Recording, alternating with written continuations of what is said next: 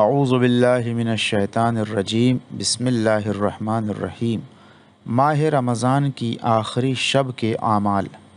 روایات میں وارد ہوا ہے کہ ماہ رمضان کی آخری شب میں غسل کرے، زیارت امام حسین پڑھے اور قرآنی صورتوں میں سے سورہ انعام، سورہ کہف اور سورہ یاسین کی تلاوت کرے۔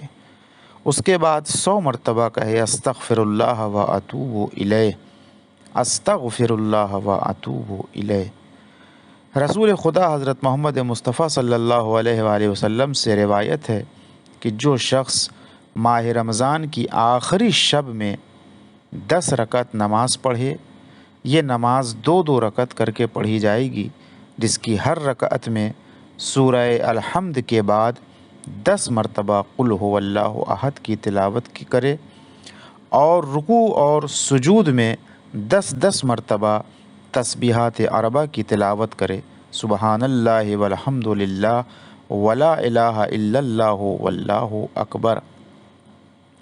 نماز کے ختم ہو جانے کے بعد 1000 مرتبہ استغفار پڑھے اور اس کے بعد سجدے میں جا کر اس دعا کی تلاوت کرے، یا حیو یا قیوم یا ذل جلال والاکرام یا رحمان الدنیا والآخرہ ورحیمہما یا ارحم الراحمین یا الہ الاولین اغفر لنا ذنوبنا وتقبل منا صلاتنا وصیامنا وقیامنا، اللہم صلی علی محمد وآل محمد۔